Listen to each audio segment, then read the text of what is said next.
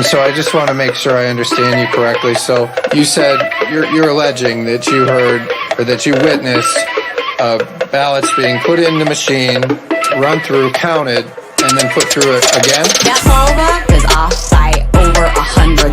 That poll book, what did you guys do? Take it and do something crazy to it? Why don't you look at the registered voters? Zero, there's zero. Why don't you look at the registered voters? Zero.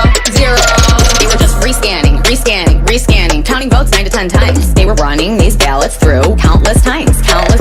Wait, what about the turnout rate? 120%. There was illegal activity going on there. What you said today is the truth. I wrote a written affidavit. What you said today is the truth. Yes, it is 100% true. I know what I saw, and I signed something saying that if I'm wrong, I can go to prison. Did you? That poll book is off by over 100,000. That poll book, what did you guys do? Take it and do something crazy to it? Why don't you look at the registered voters? Zero, there's zero. Why don't you look at the registered voters? Zero, there's zero. They just found my resume and called me and said, do you want to work the election? These Democrats took every avenue possible to commit fraud in this election. Can you put a number to it? Countless times, numerous times, 9 to 10 times, thousands of times, at least 30,000, over 100,000. What I saw was over 20 counts of fraud taking place in front of my face. And this isn't counting, the ballots that are found in rivers, the ballots found under rocks, the ballots, that poll book is off by over 100,000. That poll book, what did you guys do? Take it and do something crazy to it? Why don't you look at the registered voters? Zero, there's zero. Why don't you look at the registered voters? Zero, there's zero.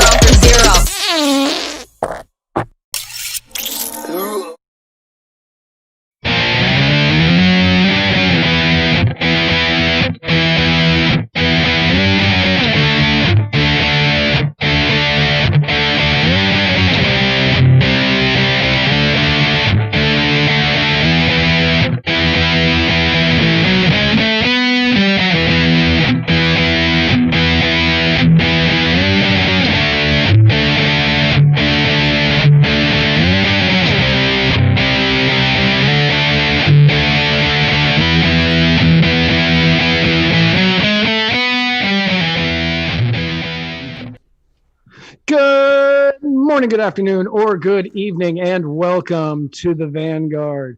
For Spike, Andre 3000, but for you, 2950. Cohen, I am Matt Wright, and together we are traversing the muddied waters of freedom.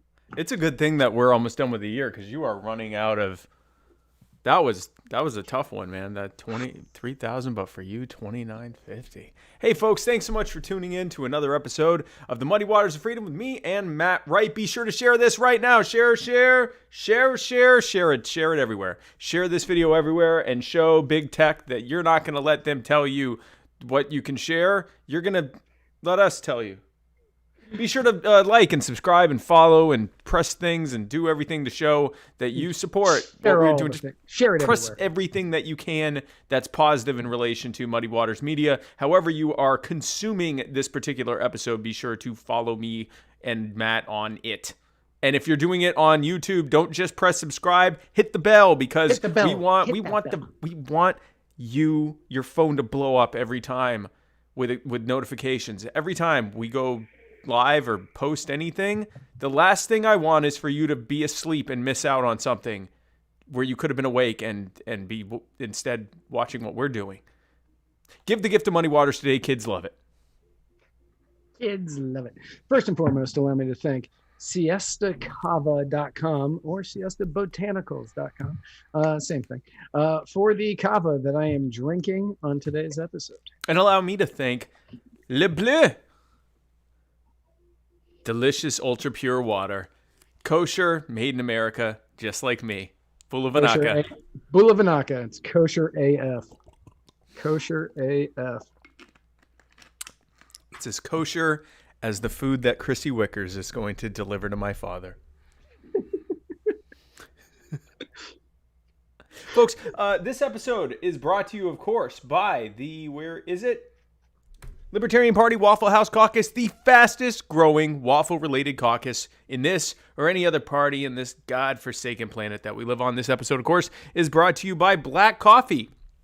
spelled BLVCK, because why the hell not? Nothing matters anymore. It's 2020. We can do whatever we want, whenever we want. Go to Black Brews, BLVCKbrews.com to get the most delicious cold brewed organic coffee to ever be horrifically misspelled. And be sure, of course, to use the checkout code MW for free shipping. And of course, this episode is brought to you, as always, by South Carolina Governor Henry McMaster, who is, was, and always shall remain a bitch. Yes. Woo. How was your week? It was good. I actually had a good week. I had a good Good. week. I'm enjoying sleeping and being able to wake up like not at 3 a.m. to get on a plane. Yeah, that's got to be nice. It is. It's Are you nice. I get to go to bed. I get to wake up. It's nice. It's a good thing. We're on like what, day 6 of Hanukkah? Day 5? 5. Tonight's 7. Gosh, it started Thursday. No, Thursday. Thursday, Friday, Saturday, Sunday, Saturdays. Monday, Tuesday. Yeah, no, it's night. 6. It's night 6. Yeah, it's night 6, day 5, night Right. 6. Tomorrow's day 6, because that's how Right. Tomorrow Jews, is day 6, night 7. yeah, night 7. Yeah, because Jews do everything Weirdly. weird. Yeah. So how has Hanukkah been? It's for you? good. We're having a good time. Been lighting candles. Been giving gifts. It's been good. I got this. I got a really cool sweater from Proud Libertarian that I'm gonna have to show. I'm really excited. We're gonna have that for the Christmas episode. I'm gonna be all decked out for Christmas. Are we doing a Christmas episode this year? Well, we're doing what is the 22nd next Tuesday? Is that next week? Yeah. All right. Yeah. Cool. Yeah. Neat. Right. So All yes, right. we are doing an episode next week.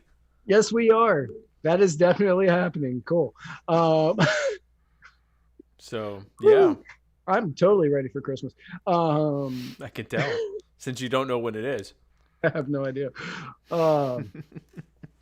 I have to give a huge shout out to superfan Sarah Anderegg for my very first Hanukkah that I've celebrated. Yes.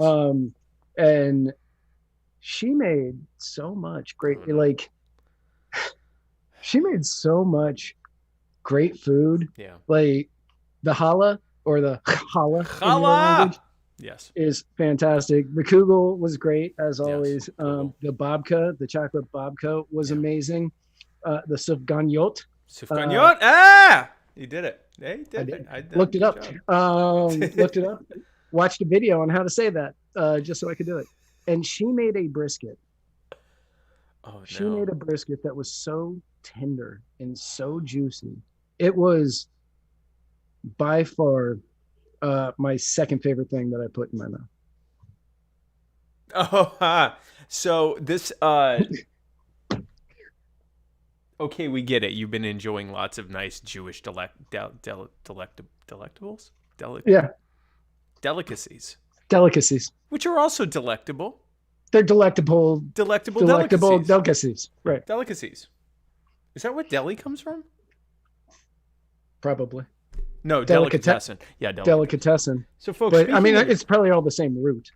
well, speaking of delectable, folks, we hope you're having a happy Hanukkah, and we're having a happy Hanukkah as well. And speaking of delectables, it's time for a delectable cold brewed black organic coffee, cold brewed caffeinated rapid fire Hanukkah special, brought to you by Black Organic Coffee, spelled BLVCK, because what the hell? BLVCKbrews.com. Use code MW for free shipping, and we've got quite a shoe for you. You got a really big shoe. You got a really big shoe. A really big shoe. I apparently made a mistake by saying, please put in messages at the anchor.fm/muddied waters message line, because Matt Hicks took that to mean leave all of the messages, and everybody else did too. Oh, good. Yeah, we have like 20 messages in there, half of them from Matt Hicks. That's not surprising. So Not even a we're little gonna blast through the rapid fire segment. Okay, good. Well, so first, we had speaking of horrors to be awaited, a group of amateur code breakers have finally broken the 51-year-old mystery. They have deciphered the Zodiac Killer's 340 cipher called this for its 340 characters. Of course, Ted Cruz was pretty worked Very up. nervous. Yeah, very nervous. Very nervous about that. If they correctly figured out the code, it would probably have said his name. But the message actually reads, I hope you are having lots of fun in trying to catch me. That wasn't me on the TV show, which brings up a point about me. I am not afraid of the gas chamber because it will send me to paradise all the sooner because I now have enough slaves to work for me where everyone else has nothing when they reach paradise. So they are afraid of death. I am not afraid because I know that my new life will be an easy one in paradise death. And this was confirmed by the FBI. They said that, yeah, these free market code breakers were able to do something that the government wasn't able to do for 51 years. And that, yeah, they said that that was what they believed the message were to have said. That is classic Ted Cruz, by the way. Classic Ted Cruz. However, Ted Cruz on Parler posted, they got it wrong. That is chilling.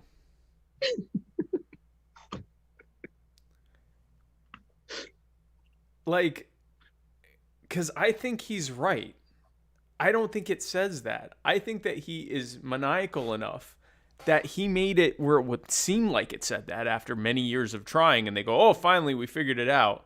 And then it turns out, no, it probably says something completely different. Yeah, something totally different. Yeah, they... He's a monster. He is a monster. Ted Cruz, just absolute monster. Killed JFK, or his dad did. Well, his dad did. His dad Ted killed Cruz JFK. wasn't old enough to kill JFK, unless he's a vampire. He wasn't alive, and right. and his dad was a very young, but still very impressive how he was able to kill JFK like that. And then Ted Cruz goes on at also a relatively young age to be the Zodiac Killer. It's horrifying. This is horrifying. You know, these are not lesser evils, folks. They're not lesser evils. Speaking of not a lesser evil, Donald Trump is working on negotiating yet another Mideast peace deal. He's now offered up the American people, the American taxpayer, in the latest talks with between the Sudan and Israel. Matt. That's right. He has now offered for $850 million to pay $850 million to the victims of 9/11 and other terrorist attacks who have claims against Sudan. To have you pay that. If you're presuming you pay American taxes, to have you pay for that. Yes. Yeah, that was kind of the punchline here, but yeah. Oh, sorry. We'll just shoot out with it. Right, for the American taxpayer to pay that. The Sudanese officials signaled that they were prepared to back away from talks with the Jewish state if the Trump administration failed to secure legislation protecting Khartoum from terrorist-related lawsuits. And so Trump said the U.S. taxpayer will cover the $850 million. The $850 million to nearly $1 billion. That's going to come from us. We're going to cover that. That's not a problem. There will be peace in the Middle East. And billions and billions. Of course, there was another peace deal between Israel and Morocco, in exchange for Morocco being allowed to claim all of Western Sahara, which is a sovereign nation that is not part of Morocco. And then the peace deal between Israel and the UAE, which was really just a military sharing deal that allows the U.S. to continue the Al-Qaeda carried out genocide in Yemen more easily. These peace deals are seeming not very peaceful. They're seeming not very peaceful, and a lot of American taxpayer dollars goes towards funding things that we shouldn't be funding. That's weird. American tax dollars being used for Israel? What? Weird. So weird. What? It's a Hanukkah miracle. It was started by socialists, and they figured out how to make America pay for it. Marxists, actually. Marxists, yeah, you're right. Happy Hanukkah, everyone. So, speaking of Hanukkah, the ATF, I could have gone in another direction with that, and I didn't. Yeah. I didn't. You're welcome. I could have, though. But I didn't. The ATF raided Polymer 80, which is a company known for producing 80% firearm kits, and we'll explain very briefly in a moment what that means. They make 80% firearm kits and related parts. Since we last since you and I spoke, they've also apparently started going after the people who bought them. Again, these are legal kits, and they're raiding customers now too.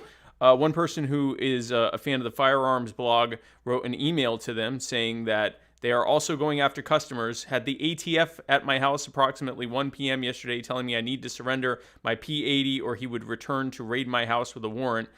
Enclosed is my surrender sheet for proof. If anyone purchased a buy, build, shoot kit from them, they will probably be hearing from the ATF as well. And they included this photo with it, the letter that they got from the ATF, showing that they had their P80 kit taken. Just to give you an idea of what an 80%... Go ahead. Now, what I want to say is I talked to a couple of people who are really tied into these stories. And they said that this photo that we are using, they're like, we got a couple of questions about it. But what they did say is that there are numerous people that this has happened to. So this is more of even if this one is not an actual photo of something that is happening, it is something the ATF is going to places to confiscate the P80 kits. Yep.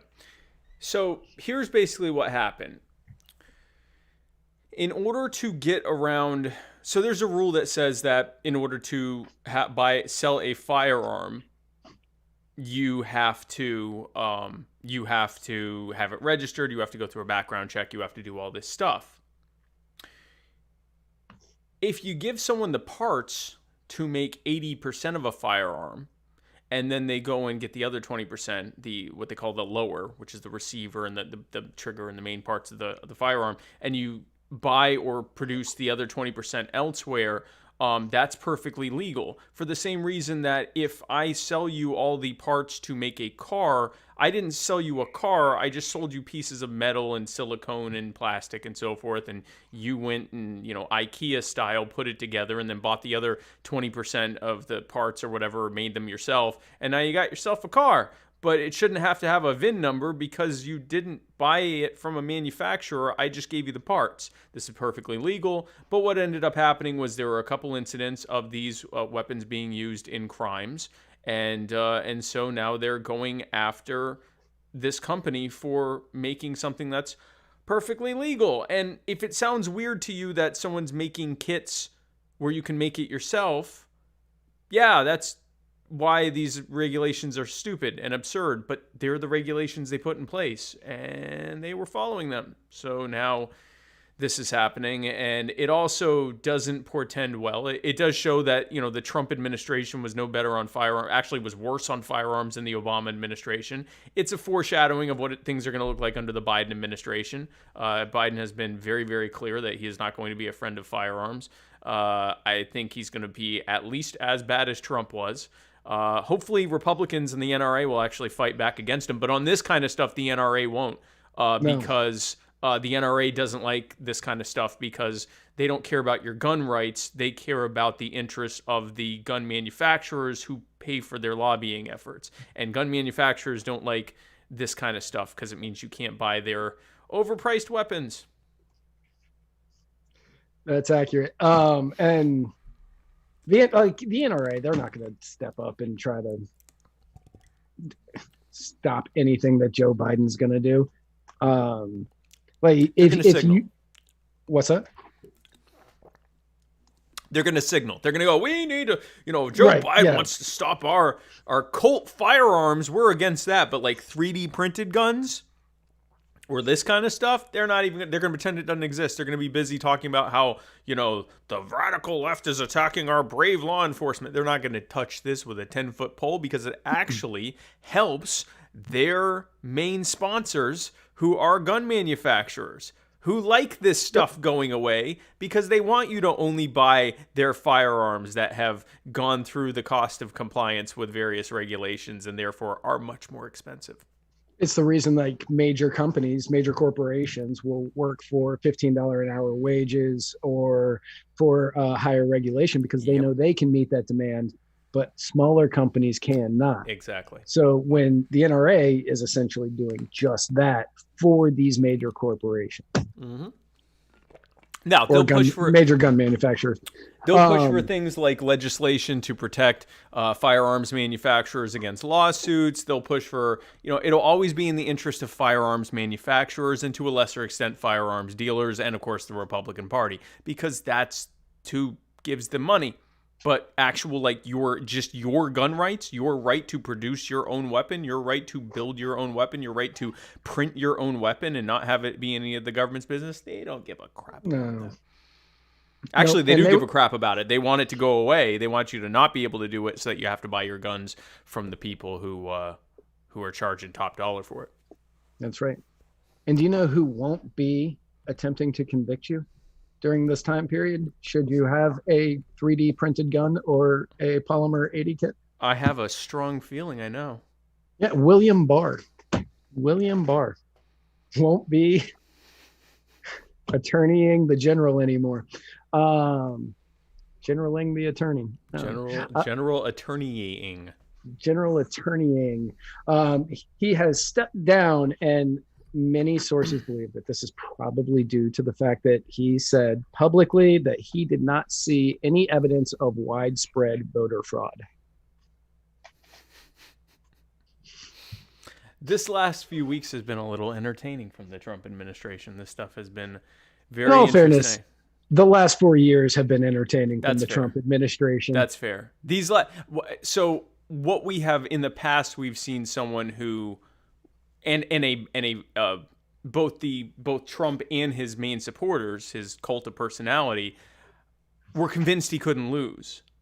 And watching them have to slowly go through the, 7 stages or 5 stages of grief in recognizing that, no, they lost the election. The newest phase has been, we should have gotten that clip, Stephen Miller just flat out saying on Fox and Friends that they were going to put in a separate slate of electors and completely ignore the results of the election. Like they're just on a completely it is very entertaining to watch because we were specifically told that they were the people who don't care about your feelings and he won, get over it. And libertarians are used to getting over not winning elections. Like we're good at that. That's what we do. Yep. It's what I'm the one who lost. One of the ones who lost the actual election, and we've learned to get over it because it's what happens. The Republicans are demonstrating a little bit less grace than we did. And in all fairness, 2016, we all remember the Democrats did not show much grace. Same exact thing, yeah. This is not. I am not going to say that the Republicans in 2020 are worse than the Democrats in 2016. I would say they are both acting on par of a 4-year-old who doesn't want to do anything. That sounds about right. They are sitting there arguing and complaining and no, it's my turn. It's my turn. You can't take that from me.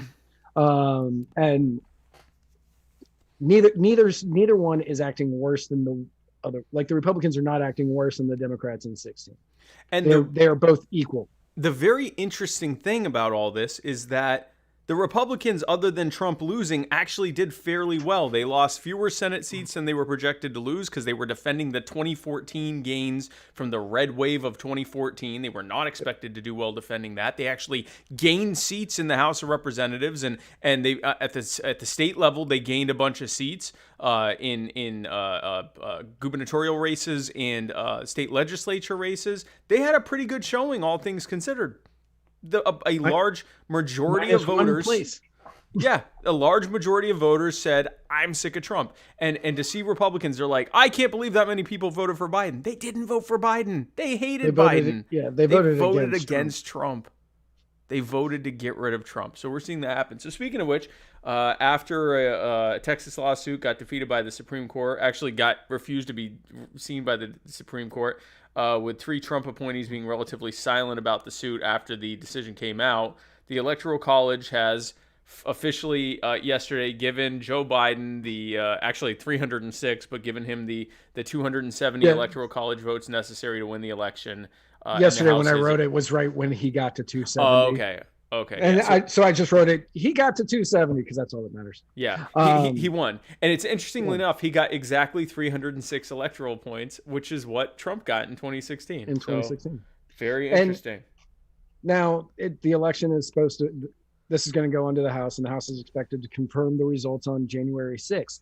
And now, Trumpians, Trumpers, Trumpsters, whatever you want to call them, they have moved the goalpost from we have to wait till the Electoral College votes to, well, we have till January 6th. Because the House may not confirm it. And I don't know what they're hoping happens. I know Trump is still out there saying, we're going to go to the courts. We're going to make changes. We're going to make sure that the votes are all counted properly. And it's going to be the most fact-checked election ever. And nothing's going to change. Nothing's going to happen. Joe Biden will be president on January 20th. When the House confirms the election results, certifies the results on the 6th, the new goalpost will be something's going to happen on the 20th or before the 20th. This is how Donald Trump can still win the election. This is how Donald Trump can still win this thing. When that doesn't happen on the 20th, it will turn into, I do think Donald Trump's going to announce he's running in 2024. Yes. And interestingly enough, before the 6th, on the 4th, we're going to be finding out the results of the runoff in Georgia, which will determine who controls the Senate. And if all of Donald Trump's bashing the Republicans in Georgia and saying that their system is faulty and fraudulent, their voting system, if that results in the Democrats winning in a pretty red state of Georgia, there's going to be even less appetite for Trump stuff outside of his immediate cult of personality. You're going to have that many more people peel away and go, man, maybe this is a loser's route that we're going on. For the benefit of everybody out there, January 5th happens to be a Tuesday, which I think they plan around our schedule. So we will be covering the Georgia runoff election as it happens. Mm-hmm. We will be covering that right here. Same muddy place, same muddy time, Muddy Waters of Freedom. 3 weeks from now. So speaking of nightmares that haunt your dreams and just you can't unsee it, we may be lucky enough to get nipple ring enthusiast and occasional governor Andrew Cuomo as the next attorney general. I mean, those are huge. Those are huge nipple rings. Those are just ginormous nipple rings. And apparently he runs on Duncan, much like many other people in Massachusetts. But Boston, New York, they hate each other. Oh. Yeah, it's a sport thing. Listen, if you're going to wear nipple rings in public, you might as well do whatever you can to alienate people. Like, I mean, I don't think he's scared of anything. I don't think, absolutely nothing. I give him credit. I don't think anything. You know what else he's also not scared of? Sexually harassing women, allegedly. Oh, wow. A woman named Lindsay Boylan tweeted that the Democratic governor sexually harassed me for years. Many saw it and watched. Now, we believe here at Muddied Waters that, yes, women should be believed, but you have to be willing to talk about it or testify or report it, anything. Yeah. And she has said that she doesn't want to talk about it. She's not going to talk about it with reporters. She just wanted to put it out there so people knew. Again, it's her prerogative. Totally fine with her doing that. But that does call into question the validity of the accusation in my personal mind. Like, why are you just going to drop the bomb and then not say anything say you don't else want to talk about it? Yeah. And I mean, it also means you can't go anywhere with it, right? Like, if I say something happened, but I'm not going to talk to anyone, I just want to say it happened, but I don't want to talk about it to anyone. It's like, all right, so there's not really anything we can do about it. It's like, okay, well, I just wanted to tell everyone. And in all fairness, of the many things that I personally think would disqualify Andrew Cuomo. This one would definitely make the list, but it's not needed. It isn't needed, and frankly, It I isn't feel needed. harassed looking at this photo. Right. The way that he has handled the businesses in New York over the course of, man, did I not make that one big enough? There's like, never mind. The No, it's plenty big. I just make the border frame around it. Didn't notice.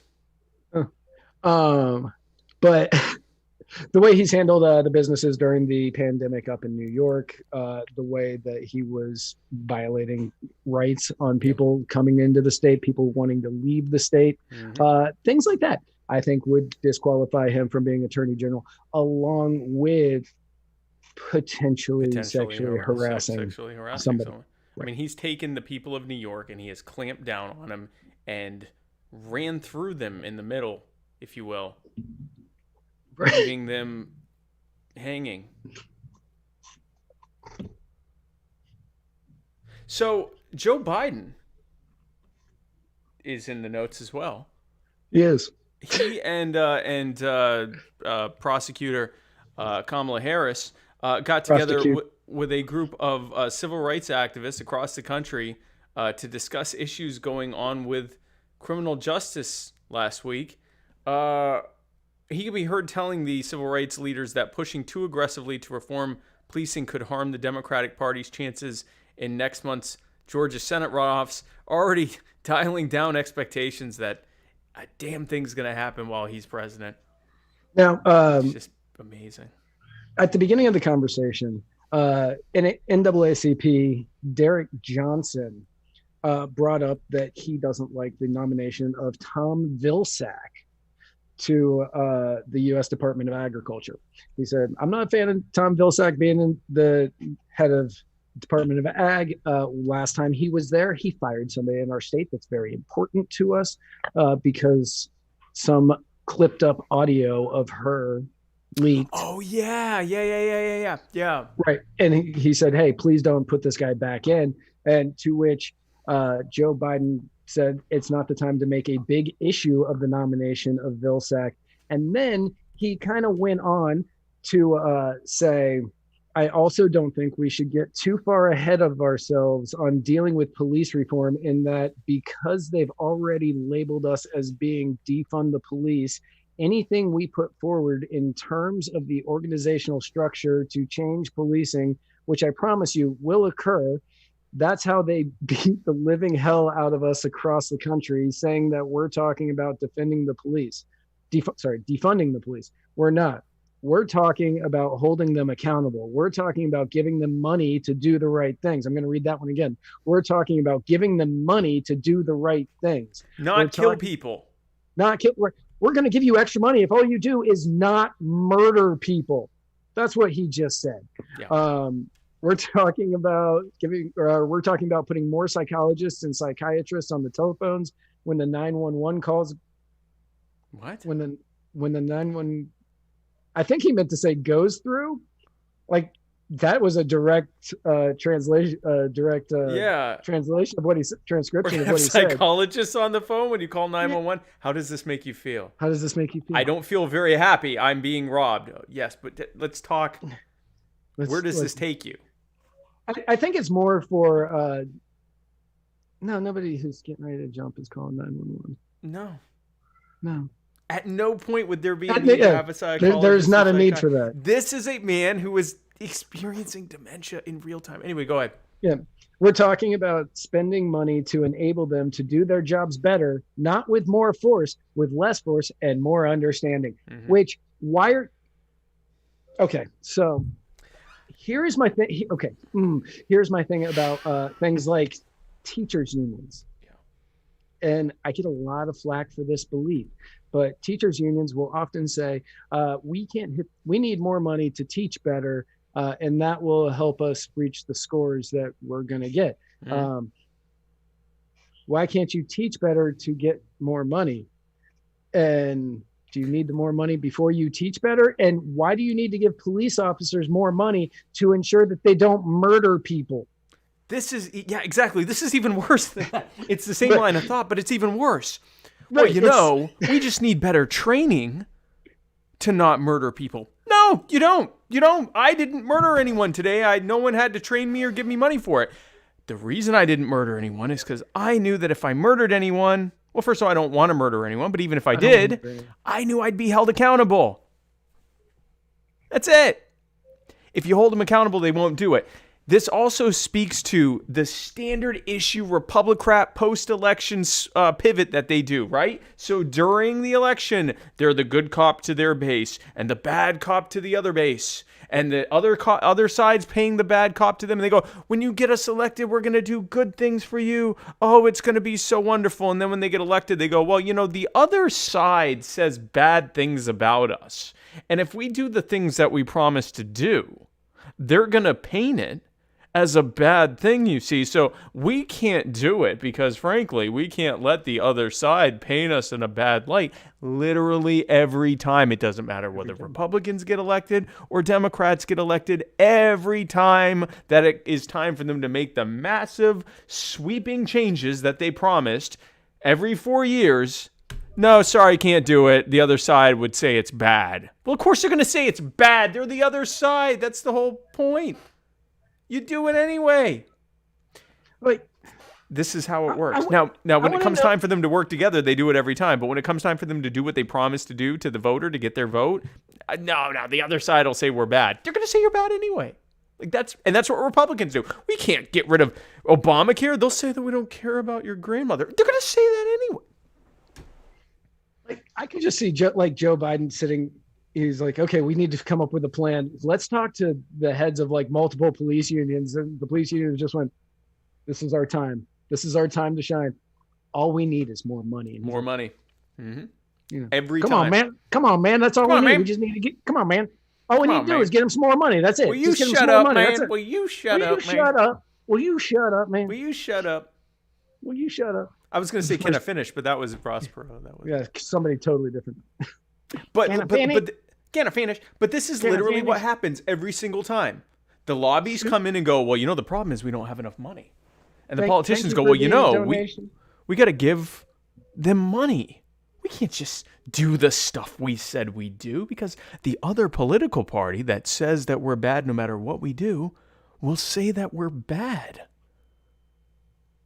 We can't do the things. They'll say bad things about us.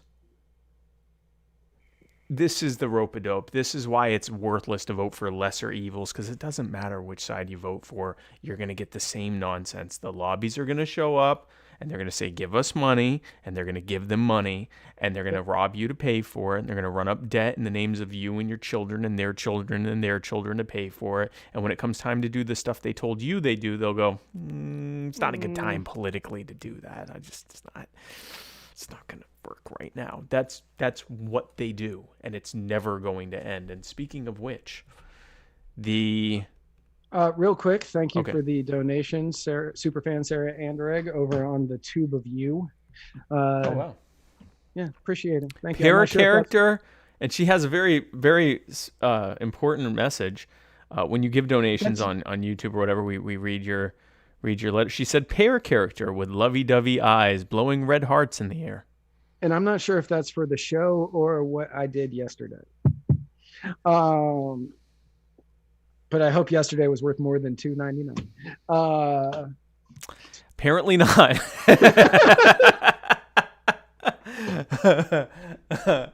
So, speaking of worth $2.99, the vaccine's out now, and people will be voluntarily getting it. Some people might be made to get it, and the other people who want it, no.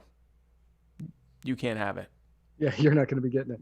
Yeah, throughout all of the election season, Trump was promising the military-style rollout of the vaccine. It's going to be great. It's going to be wonderful. The military, it's going to be just like being in the military, which that was awful, just so you know. No, that's a reason not to vote for him. It's like the military. We're going to make you take it. Oh, no. No, thank you. No. But this is going to be a mess. People like I think California got vaccines that were meant for another state, and I'm not really sure what that meant. I read that, I looked at it, and I went, "How are the vaccines meant for?" I don't even care that much. Yeah. Another place got. They thought they were going to be getting powdered vaccine, but they got frozen vaccine. Like, people don't really know what's going on with these vaccines, and they're just kind of getting them. Well, thankfully, they have weeks of safety data behind them. And what you're going to see, especially at the beginning, you're going to see a lot of nurses, a lot of doctors, a lot of politicians, a lot of probably military people getting it. And then who's going to get it after that? More than likely the most vulnerable among us, people above the age of 85 and the sick and infirm and so forth, in theory. I was going to say the people who could afford it. I don't know. There's a possibility of that too. There's a possibility that there will be some vaccine hoarding for people that are willing to pay like $50,000 a dose. I think it's going to be, because of the nature of this and the fact that everyone's watching it, that's going to be somewhat limited, because there would be a massive uproar if that were to happen on a wide scale. I guarantee you Bill Gates is getting it a lot more quickly than your grandma is. Right. Yes. Absolutely. Yeah. So maybe like just a general millionaire, maybe not getting any preferential treatment, but like Bill Gates and Mark Zuckerberg and the rest of them, yeah, no, they'll definitely be getting it. So I guess the silver lining is, if there is something bad to it, they'll get it first. Patricia Marie, that was the greatest comment. She said, "Powdered, snort it like a line of coke. I think those are earmarked for Washington." That was oh no, he's dead. I was gonna say that was the Teddy Kennedy dose, but that's not funny. Well, Joe Kennedy III still alive, so no, he needed it as like a lip balm or something. Wasn't he the one that had the whole like foaming at the mouth or something? He had something going on. He had some. Keith McQuarrie, thank you for the $5. And hey guys, y'all are awesome. Appreciate you. You are. Thank you, Keith. Yeah, you are the awesome one. You're awesome, and not just for that. Keith was a part of the campaign team. He did a lot of stuff in the South, in Georgia, and he met us. I think out in Alabama, he was there as well. Like he's a real one. Thank you, Keith. And so speaking of real ones, we are now going to be speaking to. I need to get this chair. Like, I'm not gassy. My chair is like. Sure. My chair is like, no, it's like, here. Whatever you say, Swalwell. That's what I'm saying, because we're about to do a Swalwell bit, and then like this is, I've got to get this fixed. It's terrible. So anyway, speaking. Do you want to do Swalwell now, or do you want to do Chris? We'll do Chris Reynolds, and we'll just blow through him. We're just gonna blow through him. The Matt Hicks hour. By the way, speaking of blowing through stuff, join me tonight around 9:30. I will be shooting from here over to the Drunken Disorderly podcast and joining the folks over there. So we will be on D&D. Yeah, I'm gonna be on D&D. I like the guys on D&D. They're great. I love D&Ds. They've always been good to me. They've been good to me. So we're gonna start going through these. Oh, for the personal injury attorney, Chris Reynolds, attorney at law, Anchor call-in moment, where you can go to anchor.fm/muddied waters, right? Muddied waters? Yeah. Anchor.fm/muddied waters, and you can press the leave a message button. Don't do it now, because we have enough. Thank you. But you could do it later. I guess you could do it now. We're just not gonna. It'll be next week, and we will play your messages, and we will answer them for you. Or if you just have something you want to say, be sure to go on there. It is free to do. Now, there is a button there that you can donate to Muddied Waters. We certainly will not stop you, but you do not have to donate to leave a message or to have us play it. But we will like you more if you do. Right. We just will. We'll like you more. So, with that said, here is our first call-in. Hello, this is Joshua McCose from Anchorage, Alaska. I just want to say I am excited for the Alaska Gold Rush event Yeah. in which Spike Cohen will be attending on April 16th. And 17th. And I want to say hashtag legalized armed bear nukes. Yes. All bears are armed should be the right of bears to keep their arms, including nuclear ones, shall not be infringed. That's the law. Yes, I will be in Anchorage, Alaska on April 16th and 17th for the Gold Rush event, where I will be speaking about effective libertarian messaging and marketing. In Alaska. I'm going to Alaska. So I lived in Alaska for a summer a couple of years ago, and that was nowhere near Anchorage. But Alaska is beautiful. I know. It is so beautiful. And Joshua McCose actually promised me some smoked salmon from Alaska. I'm gonna eat so much. Oh man, I'm telling you, there was this place that I would go to I was in Ketchikan, Alaska, which is the southernmost city in Alaska, and there was this place that Adam the Freeman and I would go to, and it was called, I think it was just called the Ketchikan Fish House. I don't really remember, but they had this salmon that you could literally look outside and see where they caught it before they brought it in. And oh dear God, it was some of the greatest salmon I have had in my entire life. Like I almost basically lived I basically had your diet plus carbs. Nothing but salmon the entire summer. And it was the freshest, most savory, just delicious salmon I have ever had in my life. So they're actually trying to get me right now. Everyone's trying to get me and my wife to move to their state. Florida had the best bid so far. And Texas was doing okay, but Florida was really killing the bids. Florida LP. Then Alaska came in out of nowhere and just started laying down all the stuff they do. And it involved a lot of salmon. And I thought I could live in Alaska. So I might end up, if I end up in Alaska, no one say that you're surprised, because that's where the salmon is. And they have it was 60% of my diet is wild caught from Alaska, between the salmon and the halibut. Like, I already eat there. I'm just moving my body there. Anyway, so join me there in April for Gold Rush. Here's the next one from Josh. Just want to say, if that was actually AOC watching this, you really need to read Economics in One Lesson by Henry Hazlitt. Yes.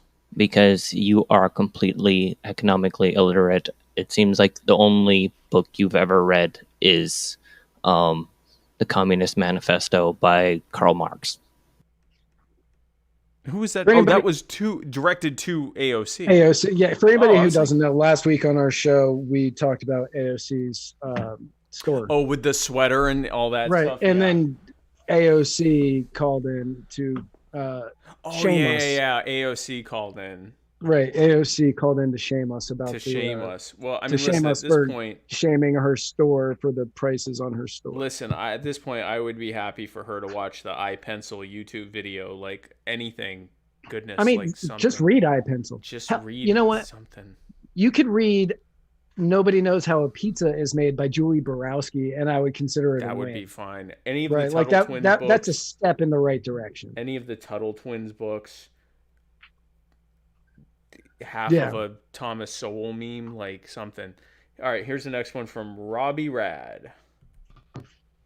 Hey guys, Robbie coming here from Western New York with the Chris Reynolds personal injury attorney at law anchor call-in moment. TM. And I am curious to get Spike 36 Mitzvah Cohen's opinion on this, and also Matt's. Do you think on this? And also, Matt, Spike 36 Mitzvah Cohen's opinion on this, and also Matt's. Do you think after running for VP, seeing all that you've seen, talking to all the people you talked to, that there is a chance to fix our current system from within it, like the system itself? Or do you think it makes more sense for people to try to decentralize the power structure, maybe forming their own communities, their own governments, and maybe doing things like constitutional conventions, things like that, declaring their rights and separating from, I guess, the U.S., if you will? What do you think? Or can we fix it? What's wild is that I understood that somehow. So for anybody who didn't understand that, he said after running, talking to presumably that guy. Spike 36 Mitzvah Cohen, Right, 36 minutes. After running, do you think that we can fix the system from the inside, or should we just dismantle it and start over again? Yeah, that's essentially what I got from it. Essentially, and he gave some examples pushing for decentralization of power, constitutional conventions, and things like that. So I don't think that using the electoral system to try to affect change is mutually exclusive from other things that can be done. So I don't think there's a reason to have to pick or choose. Now, I will say this. Constitutional convention is a terrible idea. Because the Constitutional Convention is giving the state legislatures the ability to rewrite the Constitution. And I've heard people go, oh, no. They'd only be getting together specifically to rewrite certain parts. Once they're there, they can do whatever the hell they want to. Yep.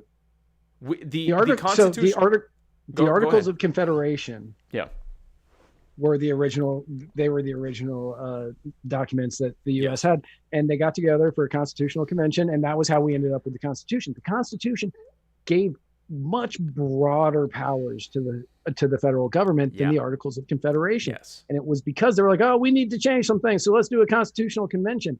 And Thomas Jefferson was unable to show up, and John Adams could not debate the way that Thomas Jefferson could, and they ended up losing a lot of arguments, and the powers for the federal government became a lot more broad, and that is why we have so many issues today. Yes. We went from having a government with no power to tax, no power to raise a permanent military, and nothing could be changed without unanimous consent. We went to the system we have now, which gives government the power to tax, gives government the power to violate habeas corpus if they decide that they can, or that they want to, or that the conditions require it. That gives them the power to raise a permanent military. That gives them the power to mint coins. It was a far worse document that came out of that than the original Articles of Confederation. The idea that this would somehow result in something better, especially when our entire argument for why we need it is because politicians have ignored the Constitution, so let's give them power to rewrite it. No. Bad idea. Bad idea. Now, with that said, things like advocating for secession, things like advocating for decentralization, these are all things that can happen in addition to leveraging the electoral process. After going around the country and talking to people who were not libertarians about our ideas in a way that connected and engaged them and met them where they were and spoke to them from their standpoint of what they felt like they wanted and needed, I actually feel more hopeful that we are able to do this using the electoral political strategy.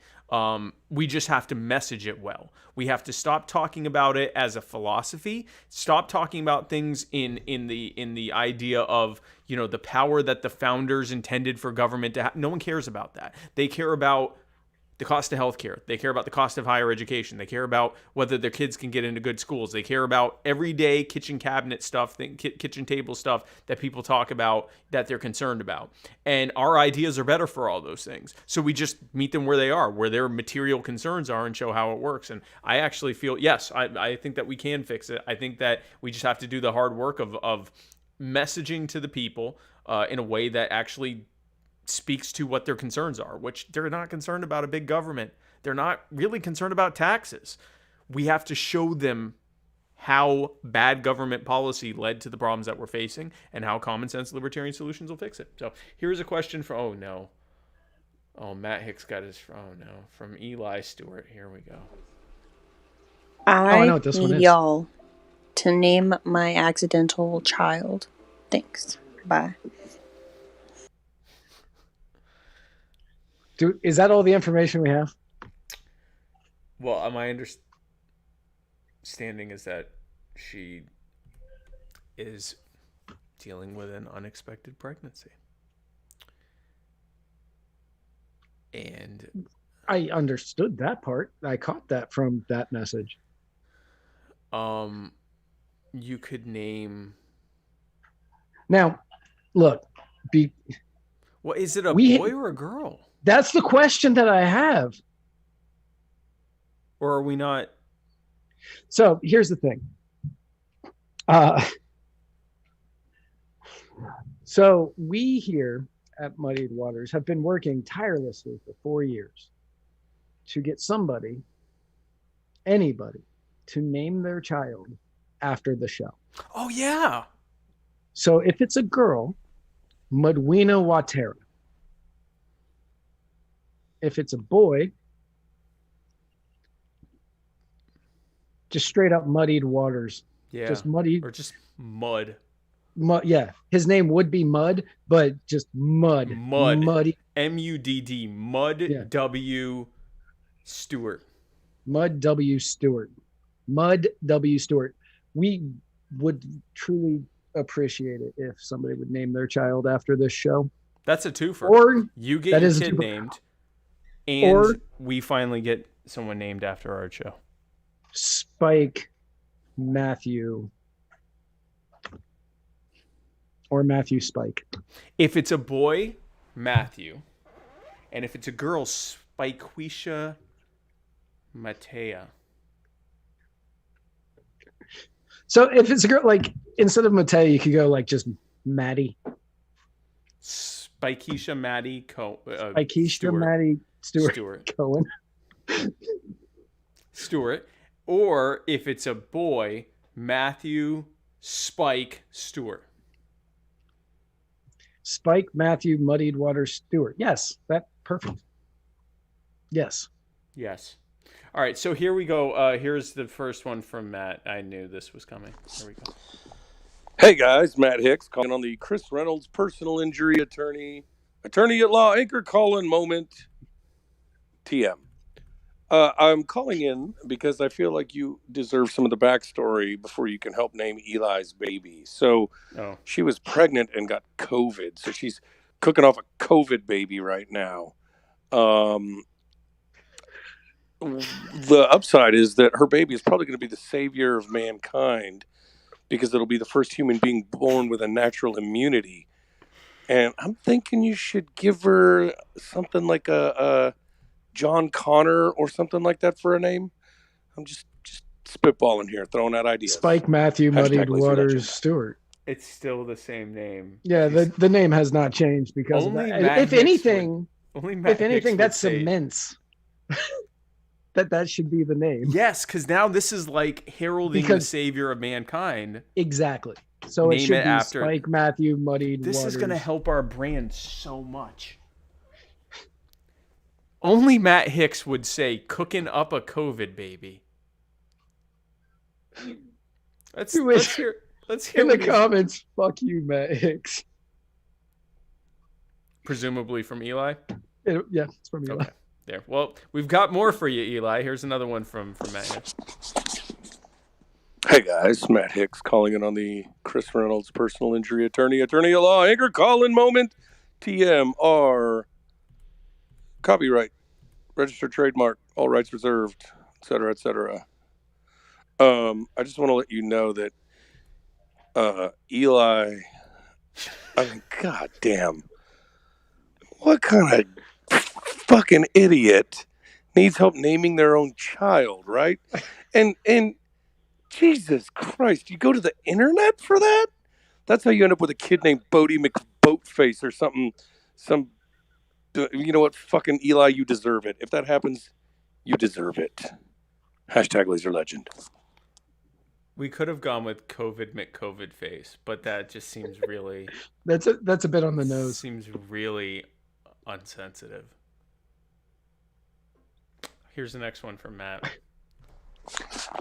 You know what, guys? Eli's my best friend. Eli, I'm sorry. You didn't deserve that.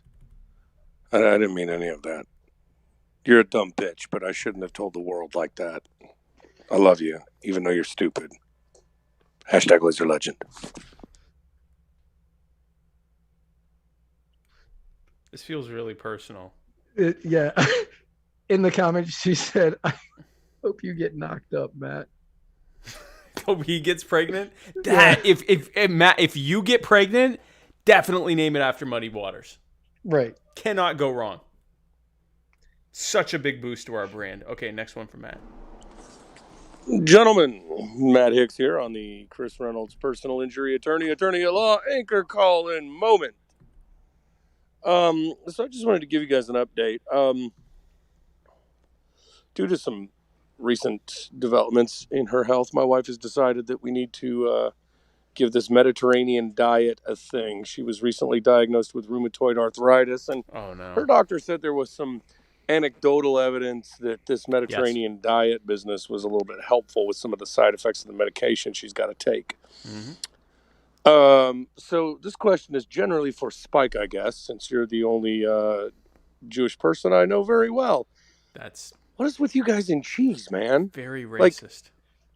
It's really restrictive when I'm allowed to eat cheese, and that's bullshit. Hashtag Laser Legend. So, first of all, your anti-Semitism has been noted and reported. Blocked and reported. So, also, you'll have to, I don't know. I mean, the reason that smoked fish is so popular with Jews is because we can have it with dairy, because we can't have meat with dairy. Because there's something in the Old Testament that says, or I'm sorry, Tanakh, I'm talking like a Christian, in the Jewish Bible, which y'all call Christians call the Old Testament, that says that you can't have the mother's, you can't eat the calf with the mother's milk. And in Talmud, which is Jewish jurisprudence, the Jewish interpretation of law and jurisprudence, said that meant any meat with any dairy. So like even chicken, but chickens don't have milk. So that doesn't make any damn sense. But can't have chicken with milk, but you can't have fish with milk. And people go, yeah, because there's no fish milk, but there's no chicken milk. There's it doesn't make any sense. Or you can't have pork. Well, you can't have pork anyway. Right. But you can't have lamb with beef milk, even though that's not the same animal. I don't know. But yes, the Mediterranean diet's really good with just inflammation in general. My diet's kind of a modified version of the Mediterranean diet. If I can get milk from an almond, I'm betting I can get milk from a chicken. And that's the other thing. If we get almond milk, does that mean we can't have almond meat? Like all these vegan options? Because that's the mother's milk with the meat, the calf. It doesn't make any sense. I think it meant it's an insult to take the mother's milk and then kill the baby and eat it together. That just seems a bit harsh. Right? That seems like a bit much, but I don't think it means you can't have a chicken sandwich with cheese. Do chickens have nipples? No, because Jim Williams says Matt is going to milk a chicken, and yes, chickens do not have nipples. They're not. Why did I even look? They're not mammals. I'm not gonna milk one, but I'm gonna get milk from one somehow. I don't know how, but if you can get milk from an almond, I can get milk from a chicken. I mean, mazel tov, mazel tov to you if you can. But regardless, it's just stupid. It makes no sense why you can't have chicken with cheese. That's just stupid. They don't produce milk, especially because then I go, okay, well then we can't have seafood with milk, right? Oh no, you can't because they don't have milk. And then they go, oh, well, you can't eat pork because they're scavengers. Have you ever seen a chicken eat? Yes. Chickens are the worst scavengers. They'll eat anything. It doesn't make... But I can't have lobster, which I do, but I can't... I'm not supposed to. I don't.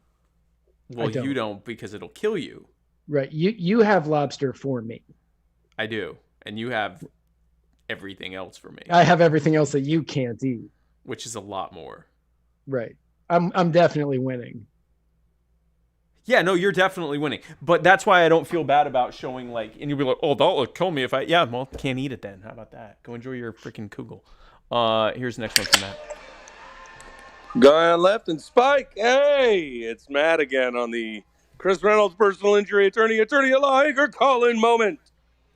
I'd like to get your thoughts, please, on the latest round of absolute bile. I mean, we're talking like you drank too much and the next morning you just shit out gross, greasy, yellow bile that Trump tards are talking about online now about how the House of Representatives and the Senate are going to somehow object to the Electoral College vote on the 6th and reseat Trump as the president for a second term. Oh, my God, my brain hurts even just saying this. Talk amongst yourselves. Hashtag Laser Legend. This is just, they're coping. We kind of covered this earlier. Yeah, the House of Representatives is not going to not confirm what the Electoral College did. And the Senate is not going to go, oh, well, we're going to vote in Mike Pence instead of Kamala. Like, it's not going to happen. It's not going to happen. The House of Representatives is controlled by the Democrat. Like, it's just, and people go, oh, well, yeah, but it's not going to happen. It's not going to happen. And if they actually try doing this nonsense, the level of unrest would be insane. It's not going to happen. Like, Joe Biden won the Electoral College, and he got like 7 million more votes. Like, it is overwhelmingly the will of voters that Joe Biden beat Donald Trump. It is what it is. And there, for all of the speculation and stuff that they've put out as to why this was a fraudulent election, when push came to shove in putting it in front of courts, they didn't present compelling evidence that there was widespread fraud. They didn't. They just said a bunch of stuff on social media to get everyone riled up. But when it went to court, where they could actually be held in contempt or end up in trouble for perjury, they didn't say any of that stuff. They just put out wild accusations. They put out, conjecture. Well, what if this could have happened? They didn't present any actual evidence of fraud, and that's why the cases were thrown out. And listen, I don't trust government. I don't trust. There was certainly some level of election fraud, and there always is. There was not so much election fraud that it changed the outcome of these elections. And I've read the briefings, the dockets of the lawsuits. I've read the judicial decisions. They didn't present any actual evidence of fraud, and that's it. They just put up a lot of conjecture and said, so we want to invalidate certain ballots from certain precincts that didn't vote in our favor. It's nonsense. And so and the purpose of it wasn't actually to challenge it in court. The purpose of it was to virtue signal to their base that they were fighting against the fraudulent election, so that now something like 35-40% of the country thinks that we just had a fraudulent election. That was the point of it. That was the entire point of it, was to set the stage for opposing all of this.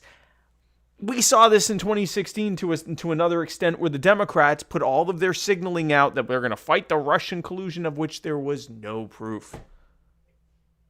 And their only proof was that it appeared as though Vladimir Putin preferred Donald Trump to Hillary Clinton. Okay. That's not proof. So this is the kind of nonsense that we are dealing with. And then I'll get the Trump supporters saying, well, he's about to pardon Julian Assange. No, he's not. No, he's not. He's about to pardon Edward Snowden. No, he's not. No, he's not. about to dismantle the ATM. No, he's not. He's not going to do any of the things that you say he's going to do. He's not going to do a thing. Do I hope he does all of those things? Yeah, yes. Sure. Absolutely. If he does any of them, I will happily eat my words. He's not going to do it. He's not going to do it. He's not going to do it. The only one I could see him possibly maybe doing is Snowden, but I would not bet on that. No. I would not bet on that with Spike's money. No. And I would also not bet on that with Spike's money. It's not going to happen. He's not going to do the things. Donald Trump was every bit the empty suit that Barack Obama is, and just like Barack Obama's supporters dumped their hopes and dreams into his empty suit and were so hopeful that he was going to do any of the things that they hoped he would, and he didn't do any of them. The same thing is true of Donald Trump. They are Republicrats. They suck. They get into office. They do what their cronies tell them to do, and then they engage in various theater of palace intrigue garbage that has nothing to do with anything actually changing, and things just slowly and steadily get worse for the American people. And that's all it is. So, here's the next one from Joni Saad. Hey guys, this is Joni down in Texas. This is not a question, but more of a request. Have you guys considered reaching out to Melissa Carone to interview her about the election fraud? I feel like that would just be comedy gold. Thanks. Bye. I did not listen to this before choosing our intro music, by the way. I knew you didn't, and I didn't either, because all of these were unlistened to. Normally I go through them. I didn't today. Yeah. So, but that's actually kind of a good idea, because I think she'd do it. Probably. She'd do it. Is that right? I mean, who wouldn't want to talk to us? Everyone likes us. Everybody wants to talk to us. We're a big deal. Right. We're a big deal. We're good looking to boot. We look amazing. Yeah, we look awesome. We look fantastic. We got the layout set up for having a guest on here.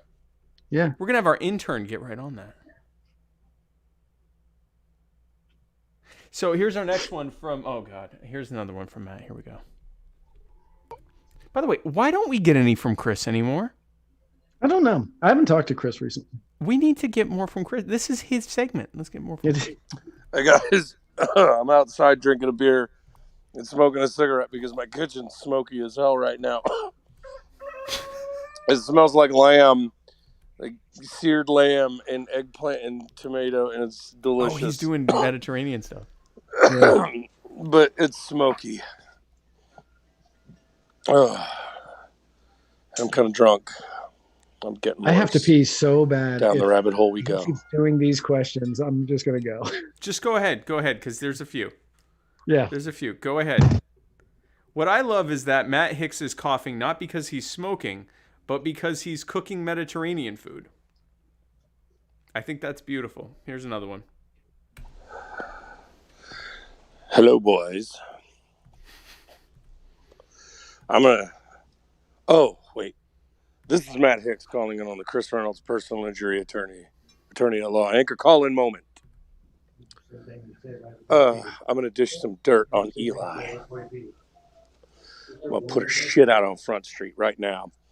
But I need you guys to ask your viewers, who wants to hear the story about the time her and I did mushrooms together and then I slapped her in the face with a hot dog? That's my question. It's not for you guys. It's for your listeners. Who wants to hear about how we did a bunch of mushrooms and I slapped her with a hot dog? Hashtag Laser Legend.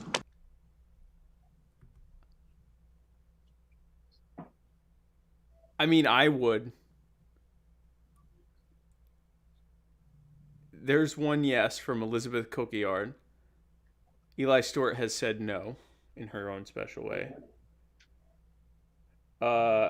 Jared Curry does. Jacob Wren, yes, please. Scott Greer, yes. Joe Hackman, yes. Jonathan Traumer, yes. Rebecca Iro Johnson asks if I'm Seth Rogen, yes. If Matt, no, that's Matt Hicks. Brandy Powers, yes. Meg Jones, yes, please. Connie Keller says she's already heard it. Joel Wienans says yes. Everyone's saying yes. Sean Alexander Reicher saying yes. Everyone is saying yes except for Eli Stewart. Matt Hicks is asking everyone if they want to hear the story about when he hit Eli with a hot dog or something like that. And Eli is saying no, and everyone else is saying yes. So the ayes have it. So we're gonna go with that. But first, we have a question from Kenneth Ebel. So I'll let you guys keep deciding whether or not you want to hear the story. But I'm pretty sure we're going to do it. But here's from Kenneth Ebel. Hello, Spike, the Deepwater Jew Cohen, and Matt Wrong. I had a question about speeding infractions. How do you guys feel about those? Wait, ow. I didn't even hear what he said. That's Listen, just Kenneth, second grade was many years ago for me. Are you going to come up with Matt Left next? Is that the next one? Ouch. Come on, man. Do better. I expect more from you. Come on, we had a man. great Come on, man. We had a great conversation last night, and that's the best you got is Matt Wrong. Come on. Wrong. Ouch. Speeding infractions. How do you guys feel about those? How should motor vehicle violations be taken care of, such as speeding tickets and and parking tickets and such? I know how you guys feel about roads, but as we have public roads at the moment, how would you guys take care of those? So clearly, this is go ahead, Matt. Alex Flores says Jew better, man. Yeah. Right. Now, personally, this is me. I can't speak for Spike, although I do it often. Right. For me, I don't see speeding as doing anything illegal.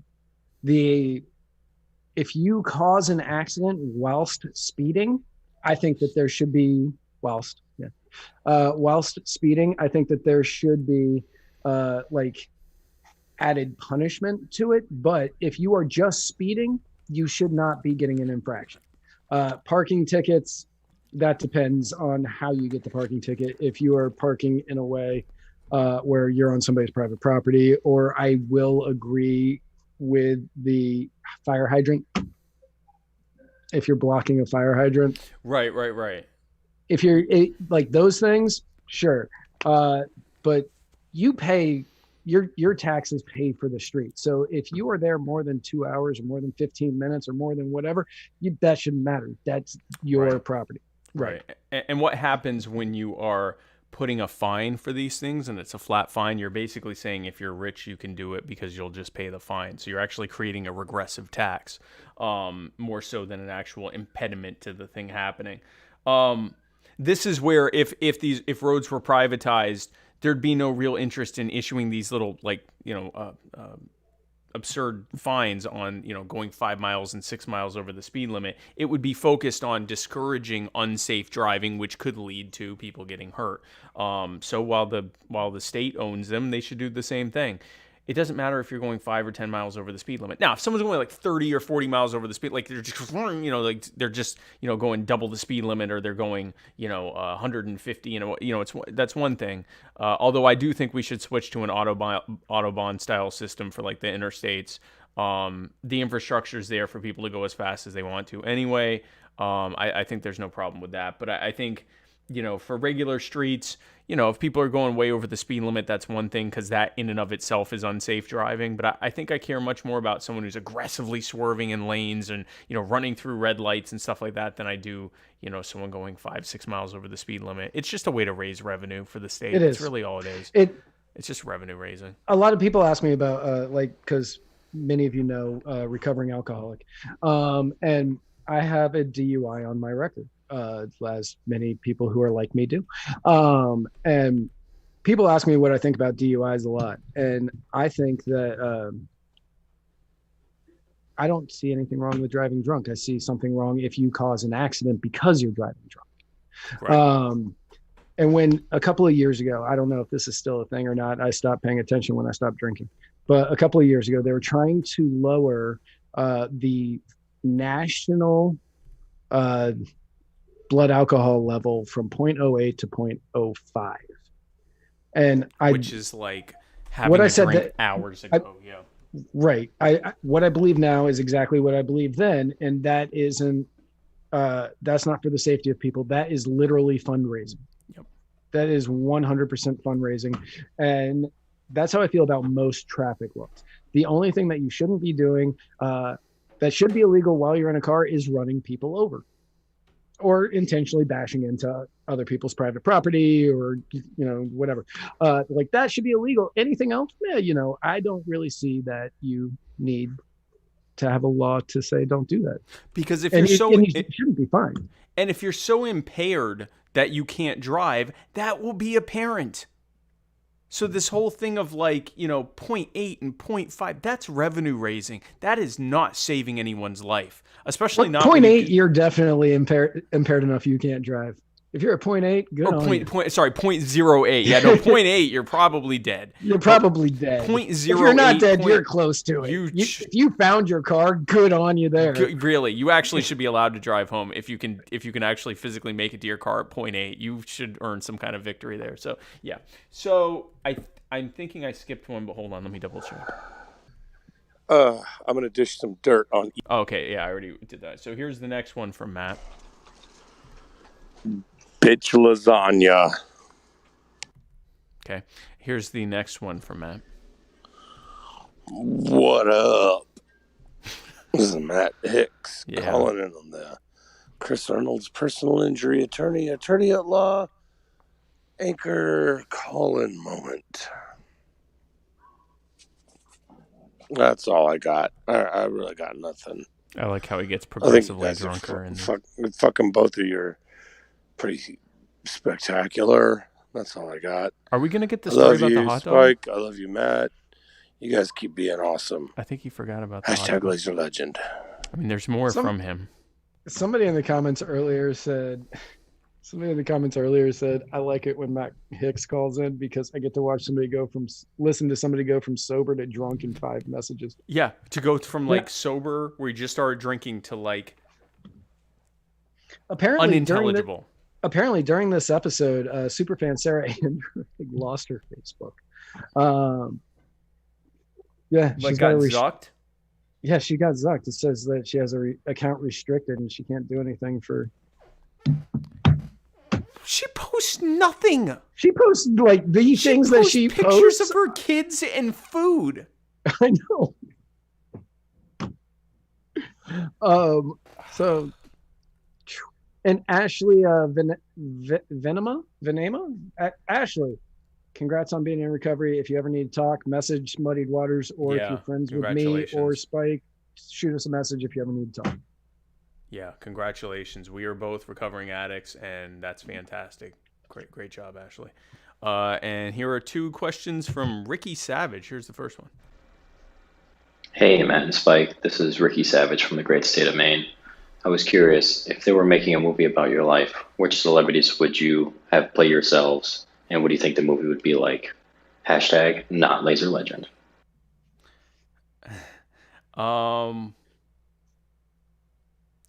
The first person to come to mind, but he's like too old for it, is Steve Carell. But he's too old to play me. Aaron Paul. Okay, yeah, I could see that. Well, then I want Ron Paul. Yeah, Aaron Paul. I would have Aaron Paul play me. If you get Aaron Paul, I want Ron Paul. Just doing a terrible Spike Cohen impersonation. I think Ron Paul acting would be a terrible anything. That's what I'm saying. But like have it be like, everyone else is age appropriate playing, and he's like, but Mom, I don't want to work for someone else. I want to start my own web design company. I think that'd be good. All right, here's the next one from Ricky Savage. Hey, Matt and Spike. This is Ricky Savage from the great state of Maine. I was curious, if they were making a movie about your life. It's the same exact one. It posted twice somehow. Anyway, all right, here's the final one. I hope this is the hot dog story, but I think he is way too drunk to even remember that happened. Here we go. Hello, guy on left and guy on right, and guy in the middle. Yeah. This is Matt X calling on the Chris Arnold's personal injury attorney at law, anchor calling moment. I just wanted to call in and say that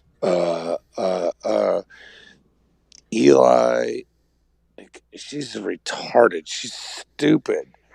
But she's my best friend, so I'll murder anybody that says something bad about her. And that's all I got. Hashtag Laser Legend. So it looks like we're not going to get the hot dog story. I guess maybe next week. I'll talk to Matt. We'll get it next week. By the way, Matt Hicks is going to be here this weekend. Is he? Yeah, he's coming down. And one of the days I'm not going to be here because I'm going to be up in Rock Hill. Guys, if anyone who lives near Rock Hill, I am going to be in Rock Hill, South Carolina, Saturday the 19th for the Rock Hill Libertarian Party meetup. And then after that, I will be one of the guest judges at a children's talent show. What? I was laughing at, I think Matt Hicks needs an intervention. And then I heard that just like. Children's talent show. Yeah. Okay. Rock Hill, South Carolina. All right. And so I got two more from Josh. Here's the first one. Josh McCoes. Hey, Matt and Spike. Josh McCoes here from Alaska. I'm really excited for the Alaska Gold Rush event in which Spike Cohen is coming up on April 16th. Is this the same? And I just wanted to say, legalize bear nukes. Yeah, that's the same thing. Yeah, it's the same one. And then here's another one. Hey, Matt and Spike. It's Josh McCoes here. I just had an idea for you guys' store. You guys should sell Muddied Waters, silver and gold coins, and why not just copper ones too, so they'd be cheap. I'm not against it. I don't know how to do that. I don't know how to do that, but I'm 100% sure. I mean, our thing looks like a coin. That's like it would actually look like a cool coin. We could make a mud coin, like a mud coin crypto, and that would be the logo for it.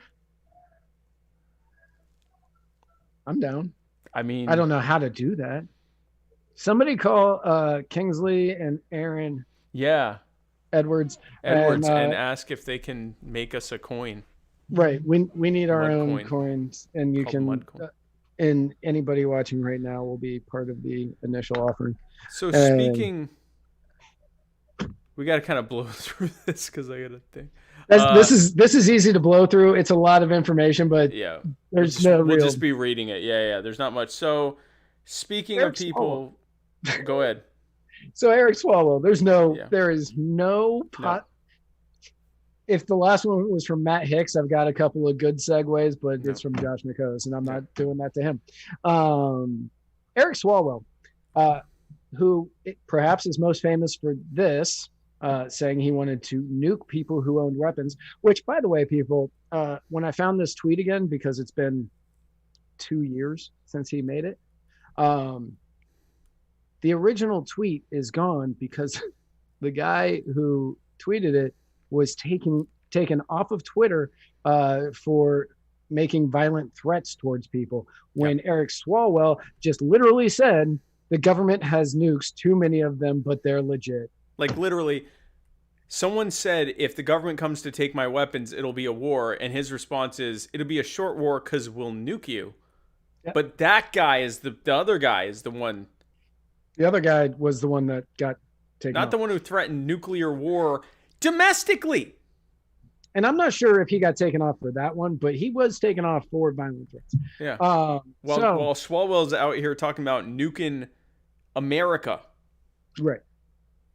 Or he could be most famous for this. The only reason we know Swalwell's name is because he thought as a 3-term, 30-something representative, he could pole vault directly into the White House and so ran for president in 2019. No one in history has made that leap, but give him credit for youthful, if naive exuberance. That lasted 3 months. Yeah, it was a matter of weeks. It was 3 months. And it was capped off by a debate performance where he just kept saying, I want to be able to speak too. Why can't I speak? He is the reason that most people don't vote for millennials. That's fair. Yeah. That's fair. He ruined it for me. Mm-hmm. I'm like, I'm the first millennial on the ballot. And they're like, oh, like Eric Swalwell. And I'm like, no, not like him. But yeah. He might also be best known for this. It's uncontradicted that the president used taxpayer dollars to ask the Ukrainians to help him cheat an election. And the complaint that I've heard from Republicans, cheat. Maybe it was his chair, because like I said, my chair is doing the thing. But that didn't sound like... Let's play that just one more time. It's uncontradicted that the president used taxpayer dollars to ask the Ukrainians to help him cheat an election. And the complaint that I've heard from Republicans, cheat. Yeah, that. Well, anyway, now there's this. Eric Swalwell refuses to admit wrongdoing over top secret friendship with Chinese spy Bang Bang, Bang Bang. and demands probe into who leaked story as he refuses to say if he slept with her. Now, and she's still Facebook friends with his dad and brother. Yeah. Now, Bang Bang. Bang Bang. So in Eric's second term, he landed a seat on the House Permanent Select Committee on Intelligence and was regularly briefed on the intelligence community's most highly classified operations. Yes. Oddly enough, it was right about this time that he became good friends with Christine Fang or Fang Fang. Fang Fang. Now, before this, his prior experience in the world of foreign intelligence operations was limited to his role as a small town councilman, which I am certain that the small town councilmen deal with foreign intelligence a lot. She took part, Christine Fang or Fang Fang, took part in fundraising activity for his 2014 re-election campaign. Now, amid a widening counterintelligence probe, federal investigators became so alarmed by Christine Fang's behavior and activities that around 2015, they talked to Swalwell about their concerns. He immediately cut off all ties to Fang. This is a lie, by the way. This is what he told them. He was like, I'm going to cut off all ties. And this is how it was reported by Axios.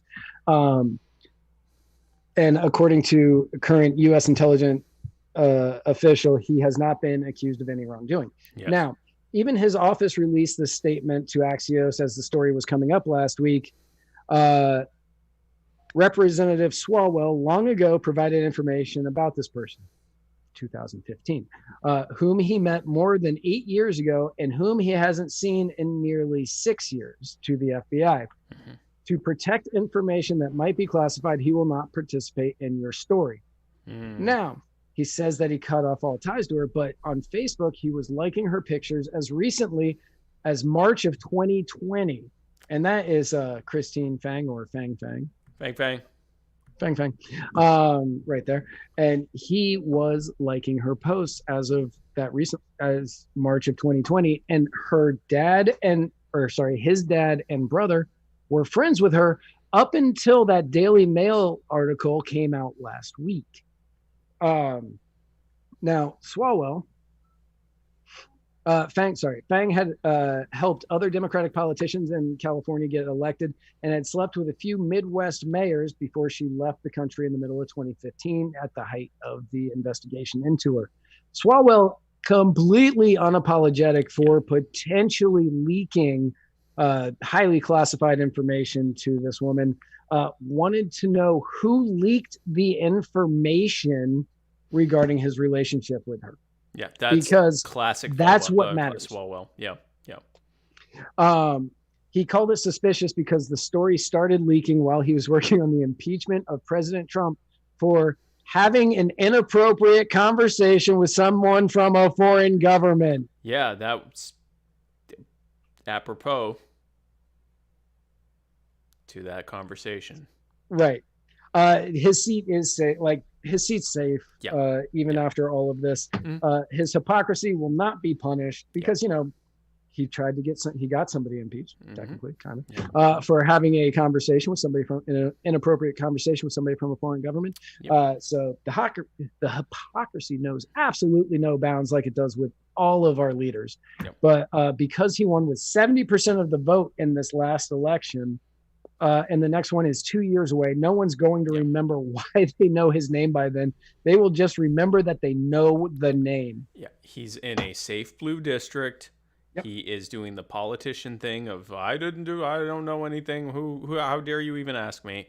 And he will get reelected easily, even though he potentially was giving unknowingly. We're not expecting that he was a knowing double agent or anything like that first, but he may have inadvertently been giving information to Fang Fang and is still liking her picture. the chutzpah of the federal authorities come to you and say, this is a foreign spy. And you go, all right, fine, I'll get rid of her. And then you're liking her. It's not on Facebook. Her public posts on Facebook is just. That is this year. That is the normal people equivalent of you have an affair. Yeah. You have an affair. Your wife finds out about it. It's like, hey, I just want you to cut, like, we can still work this out. I just want you to cut off all ties to it. And you're like, no problem. I cut off all ties to her. Not an issue. But you're still friends on Facebook and you're still liking her posts. Profile pictures. Right. And the police came to you and said she is in an organized crime outfit. Right. And your job requires you not to interact with people like that or you'll lose your clearance. You go, yeah, I got you. And then you like her. It's just these are the actions of someone who knows that they will not be held accountable. Now, if there were a politician's lobby, they would go, oh, he just needs more money and training. What's in the comments? Caitlin said, I bet if someone followed him around with a whoopee cushion for the next year, he'd resign. There's a plan. And somebody said this is, or Caitlin said this is quality activism. And this is quality activism. That's direct action. That's direct action. Let's do that. Let's do it. Speaking of,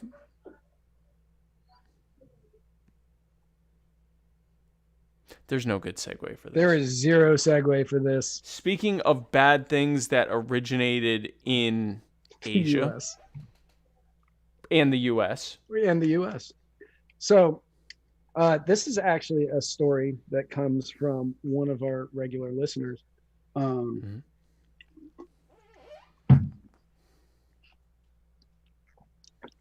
I had to take my drugs.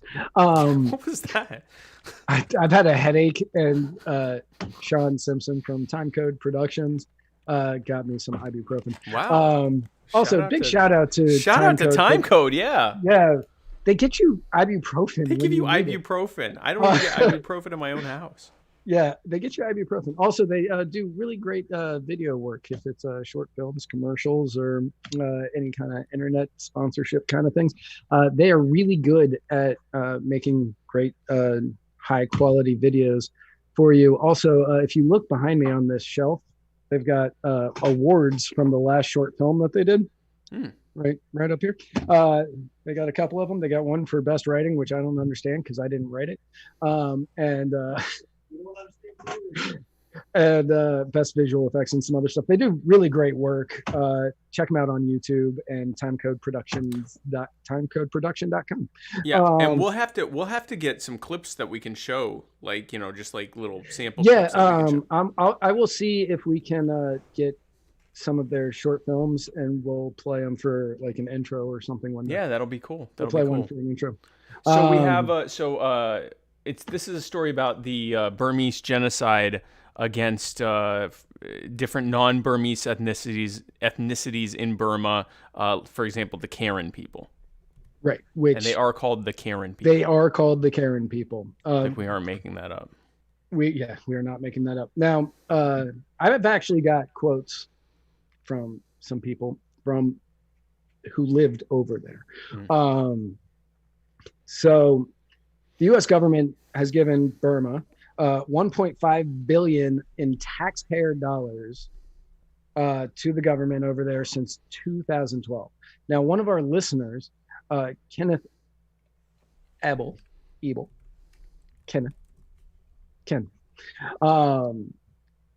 his wife was displaced when her village was attacked in 96 and she was 6 months old. Her family was able to escape and they were able to sneak across the Thai-Burma border to the refugee camp in Thailand. The U.S. has now accepted them as refugees. They accepted them back in 2011, and now she is a U.S. citizen and pays taxes. But do you know what that means? That means that her taxes are going to help fund the genocide of her people. by the Burmese government. Exactly. And she has no say in this. Now, I have some quotes that I want to read from people who are involved in some of the fighting over there. And what somebody who was a fighter or is a fighter, I'm not sure if this was a current or a past, says, most of our parents and older generations have to flee from their villages because of the Burmese soldiers. The Burmese soldiers forced us and do everything that led us to leave our own land, and it's still happening. And it's still happening. Back in the old days, we got no education, no internet, and it's hard to reach out to the world. Right. While Burma can reach out to the U.S. government and report that the people of Karen are terrorists, kind of says Forma, report that the people of Karen are terrorists. We fight to protect ourselves and our land, and we are not terrorists. Later, the U.S. government, the U.S. government ended up funding the Burmese government. And it says later, U.S. government found out the truth and sent people to help, but it was an issue where the leaders then were taking the money and supplies for themselves instead of protecting the people. Exactly. Yeah. And let me get down to that one. The money the U.S. government sent, the money that the U.S. government sent to the Burmese government was basically was U.S. government support of the Burmese government to killing more of the Karen people. And the money that was sent to the Karen leaders was used for their own benefit, as opposed to the benefit of the people. Right. What this person was saying that they were hoping for is that the U.S. create a group of organizations to help poor people or people flee from the war. And I would not trust the U.S. government to do this. This is problem, This is something that needs to be done at our level. Like somebody, possibly somebody watching, somebody listening, should start a 501c3, a nonprofit, to help the people of Karen flee the oppressiveness of the Burmese government, to get them over to Thailand, to one of the refugee camps, and then get them over here where they can work on becoming citizens if that's what they want, or wherever else. But I don't trust the U.S. government to do something like this without screwing it up royally. This is a perfect example of the folly of U.S. immigration policy. If they simply allowed, for example, charities or mutual aid societies or whatever, I'm sure a ton of churches would be more than happy to, sponsor the Karen people, and many other organizations would be more than happy to sponsor for the Karen people to go, to get out of Burma, to either come here or to go somewhere else and to rebuild their lives and eventually be able to go back to their country economically and socially empowered, to be able to return to their homeland in a way where they are not going to be in danger of genocide. But that doesn't exist under current U.S. code. There's no way they'd allow that. The best thing they could do is to get some kind of hackneyed government program that would be too little, too late, and would result in a lot of people dying who don't need to die, and the creation of yet another bureaucracy that wouldn't really help anything in the long term. And just a perfect example of here's the government's policy is to rob all of us to help pay for a genocide. And he just mentioned this in the comments, but he did tell me this in our chat last night. There is a former U.S. soldier who has a program to help these people. And it is his program is called the Free Burma Rangers. And they work on helping these people get out of this situation and get them away from it. And these are the things these are the things that you need to these are the programs you need to try to figure out how to support, because he is actually out there trying to do some good. And I'll try to find out some more information about the Free Burma Rangers and possibly make something so more people know about it. Maybe we'll do a video or something. I don't know. We would be But happy to do that. Yeah. That would be something I'd be completely happy to make. But we'll find out some more information about it. If it's possible for us to donate, if it's possible for us to do anything in order to help these people get out of where they are, to get them to a safe spot. Because the U.S. government, you see it in Yemen with the funding of Saudi Arabia's genocide in Yemen, and you're seeing it in Burma with the Burmese funding of Burmese government slaughtering and genociding people of neighboring areas. And this is something that needs to stop. This man's wife, who is now a citizen, is funding the genocide of her people, Yep. through her taxes. Yep. And that is something that should not ever have to happen. Yep. And That would be like if a Yemeni citizen came here. I was just going to say, if a Yemeni American is paying taxes to help fund, among other things, the U.S. sponsored genocide in Burma, or in Yemen, and Burma, it's absurd. It's right.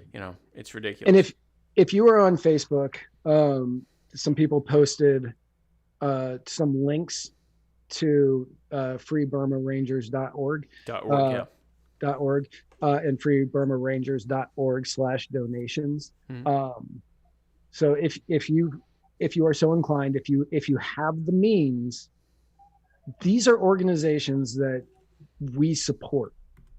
These are organizations, they are going out there and they are actually trying to help people who really need it. And they're people who need it because we have helped fund it.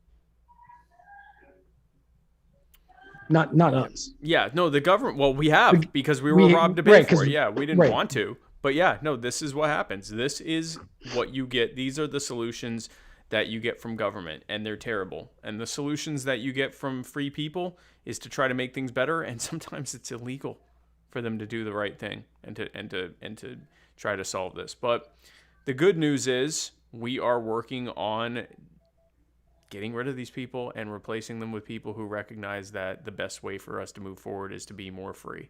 And that's what we work on every single day.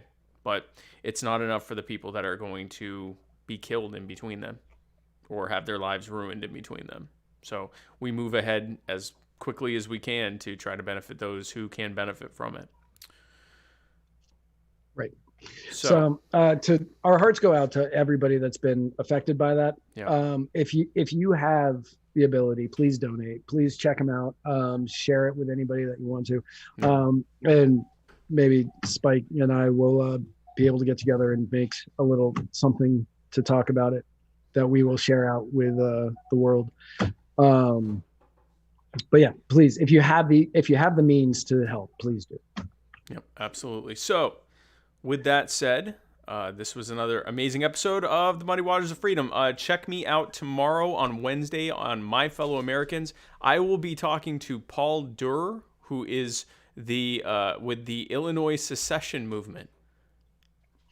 So we're going to find out about that. I'm actually very interested about, they're going to secede.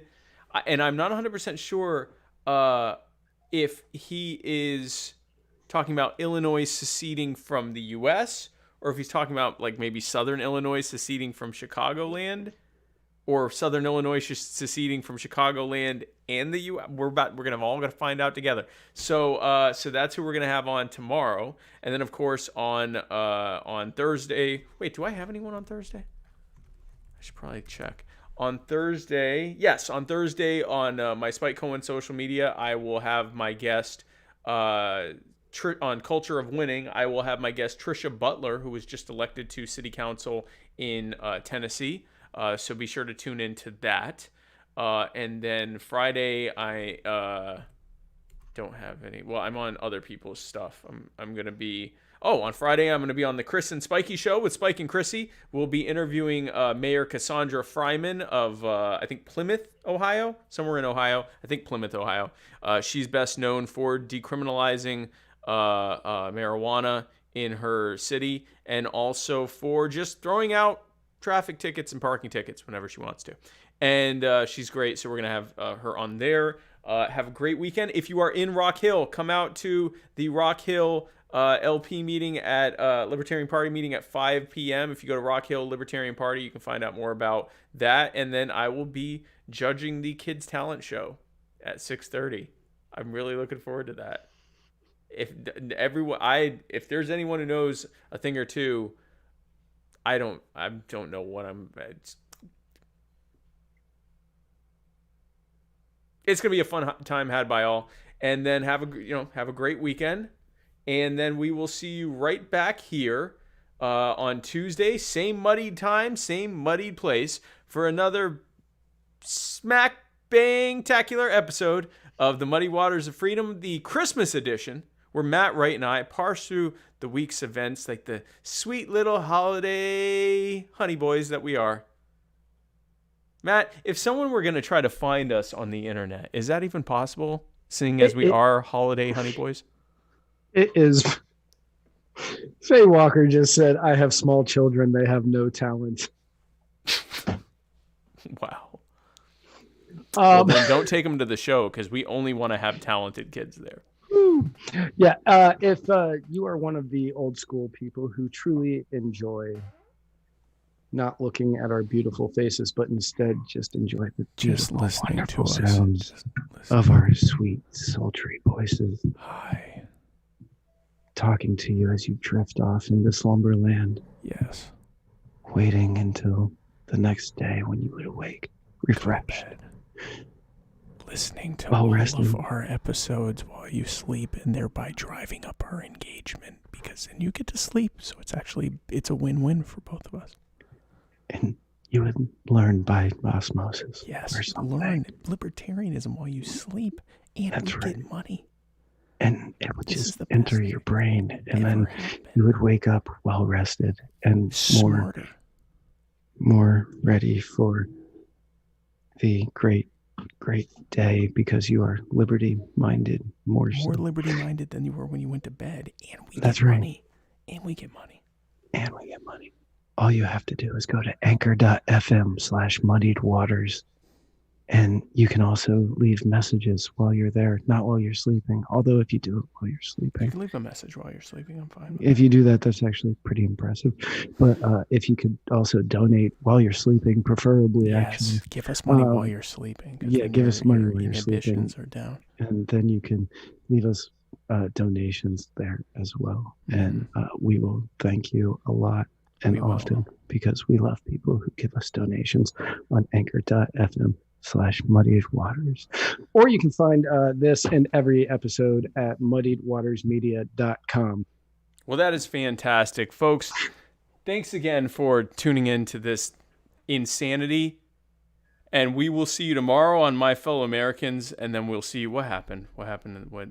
Joe Hackman said sighs and unzips zipper. Yeah. No, that's how it happens. Glad we could help. Join me tomorrow right here, 8 p.m. Wednesday, live for My Fellow Americans, and then we will see you next week for the Muddy Waters of Freedom. Folks, thanks again so much for tuning in, and where we're going, we don't need roads. And so I just want to make sure I understand you correctly. So you said you're alleging that you heard or that you witnessed ballots being put in the machine, run through, counted, and then put through it again? That poll book is off-site over 100,000. That poll book, what did you guys do? Take it and do something crazy to it? Why don't you look at the registered voters? Zero. There's zero. Why don't you look at the registered voters? Zero. They were just rescanning, counting votes 9 to 10 times. They were running these ballots through countless times. Wait, what about the turnout rate? 120%. There was illegal activity going on there. What you said today is the truth. I wrote a written affidavit. What you said today is the truth. Yes, it is 100% true. I know what I saw, and I signed something saying that if I'm wrong, I can go to prison. Did you? That poll book is off-site over 100,000. That poll book, what did you guys do? Take it and do something crazy to it? Why don't you look at the registered voters? Zero. There's zero. Why don't you look at the registered voters? Zero.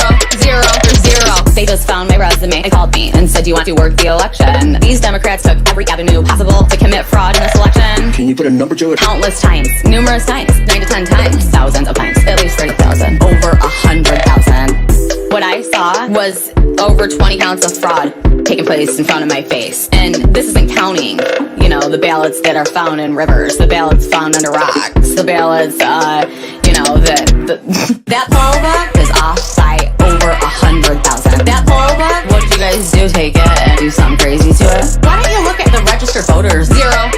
There's zero. Why don't you look at the registered voters?